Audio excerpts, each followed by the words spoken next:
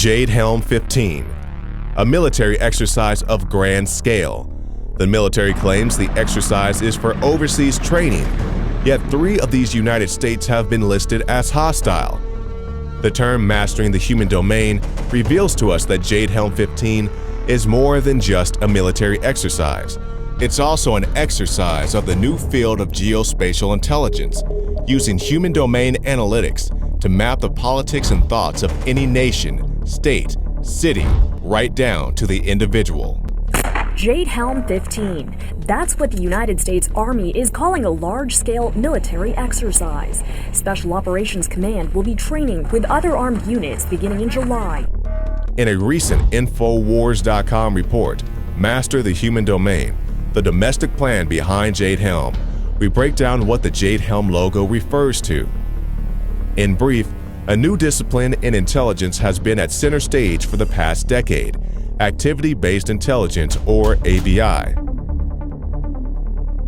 According to TrajectoryMagazine.com, the human domain, or human dimension, which is a vital and integral part of ABI, is defined as the presence, activities including transactions, both physical and virtual, culture, social structure, organization, networks and relationships, motivations, intent, vulnerabilities, and capabilities of humans, single or groups, across all domains of the operational environment: space, air, maritime, ground, and cyber.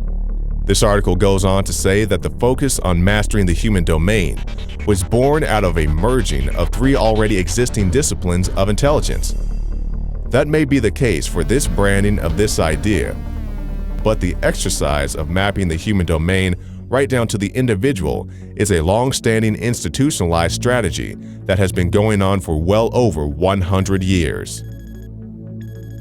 What reason would the United States government have to invest so much time, resources, and money in order to pinpoint exact pockets of thought in a country founded on free thought, expression, and most of all, outspoken words against its own government? During his famous farewell address, Eisenhower warned the American people of an imminent and internal threat: a scientific elite. We must also be alert to the equal and opposite danger that public policy could itself become the captive of a scientific, technological elite. The title, scientific elite, to most Americans might seem like nothing more than ordinary intangible rhetoric, typically thrown around by politicians during their speeches. This time, however, Eisenhower was not speaking in abstractions. There actually is a scientific elite. Jade Helm 15 is anything but the American way. It's a domestic scientific control grid whose purpose is domination and control. A technological infrastructure for authoritarian political control is not the end goal, but a means to that end of eugenics. The term eugenics, coined by Charles Darwin's half-cousin, Sir Francis Galton, in 1883, is a science dedicated to the engineering of the human genome by selectively breeding those humans with what they consider to be desirable qualities, such as intelligence, athleticism, etc., and eliminating those humans without these attributes and all races of humans unlike their own. Out of this, race theory and race science was born. Carl Pearson, a protege of Galton, assembled a biometrics laboratory based out of the University of London in 1907 in order to collect data about people mostly based on race. He also published a journal entitled Biometrica, which became very influential with American scientists and financiers who were becoming extremely interested in the concept of eugenics. As this movement grew in popularity, top American industrialists threw their money into the game. Carnegie, Harriman, and Rockefeller were among the top contributors. California became the eugenics capital of the world, while on the East Coast, Cold Spring Harbor Research Facility, located on Long Island, was collecting and storing biometric information on average Americans in order to begin the elimination of families as well as entire races of people. Through the efforts of the California eugenicists, mostly through written pamphlets and endowments mostly from the Rockefellers and Harriman, the eugenics movement found a second home in Germany in the Kaiser Wilhelm Institute. This pre-World War II, well-funded international scientific community based around the eugenics movement was cementing its place as a standard in human academia when World War II broke out in full scale. The then CEO of IBM, Thomas J. Watson, worked hand in hand with Nazi Germany. In 1933, it was Watson who enthusiastically helped the Nazi plan and funded their national census, which, according to historian Edwin Black in his 2001 publication, IBM and the Holocaust, the 1933 census, with design help and tabulation services provided by IBM through its German subsidiary, proved to be pivotal to the Nazis in their efforts to identify, isolate, and ultimately destroy the country's Jewish, Gypsy, and other minority communities, as well as single out political opposition. While much of the world was forever altered by the events of the war, this eugenics-based community remained together. A similar and frighteningly more advanced version of this eugenics-based biometrics program is being tested right now under the name Jade Helm 15. While the term eugenics is no longer used in the mainstream openly, the practice of eugenics is still around and stronger than ever.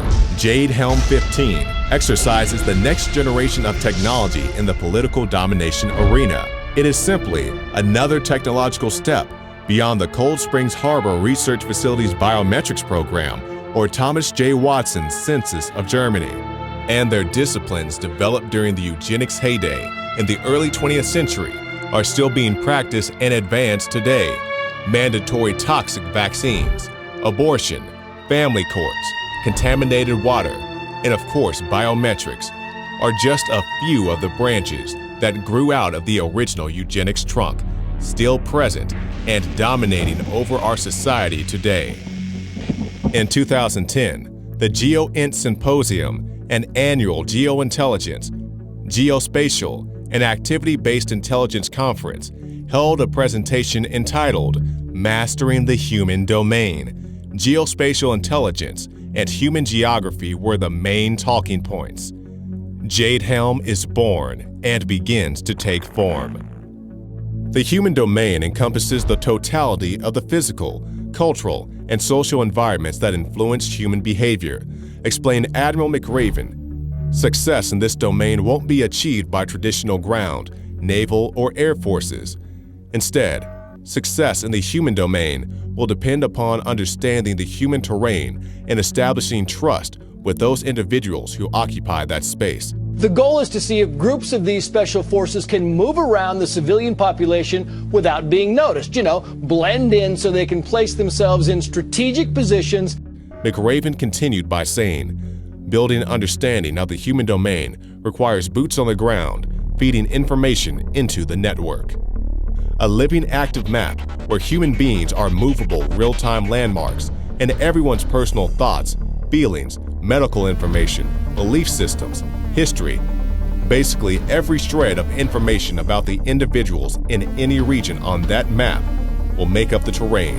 When mastering the human domain, the special operators are the masters.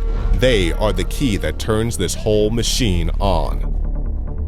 And regardless of whether the military calls this project Activity-Based Intelligence, ABI, geospatial intelligence coupled with human domain analytics, what we are looking at is a nexus between private tech firms, homeland security and law enforcement, domestic surveillance, and the domestic use of special forces. How is any of this legal? How is any of this not a violation of the Fourth Amendment? A tech startup, Recorded Future, that uses a system of filtering through and classifying open source data, demonstrated their predictive analytics capability during the 2012 GeoInt conference. Trajectory magazine reports, the concept is to find people who are talking about the future. Vice President for Recorded Future, Matt Kodima, says, we can basically roll back the clock. We know that this particular did happen in this time at this place. Now let's go back a week before that and look at the publications. Who was predicting that accurately? Who wasn't? Add this layer of predictive analytics on top of the other human domain analytic, and you begin to get an idea of the scope and range of the overarching inescapable control grid these scientific controllers are constructing. At the same GeoInt conference in 2012, Jeff Jonas, the chief scientist for IBM Entity Analytics and an IBM fellow, talked about the potential for open-source data utilization. He said, in typical IBM tradition, space, time, travel data is the ultimate biometric. It seems that IBM, in the scientific elite's perspective, shifted from the master race to mastering the human domain. So we probably won't see doors kicked in and military trucks shipping political opponents to their demise during this summer's Jade Helm 15 military procedure. However, as Brzezinski states in Between Two Ages, the technotronic era involves the gradual appearance of a more controlled society. Just like Watson's census was not the end sought by the Nazis, neither is Jade Helm 15 an end, but a means to a historically predictable end. We must also be alert to the equal and opposite danger that public policy could itself become the captive of a scientific, technological elite. In the councils of government, we must guard against the acquisition of unwarranted influence, whether sought or unsought, by the military-industrial complex. This has been an Infowars.com report.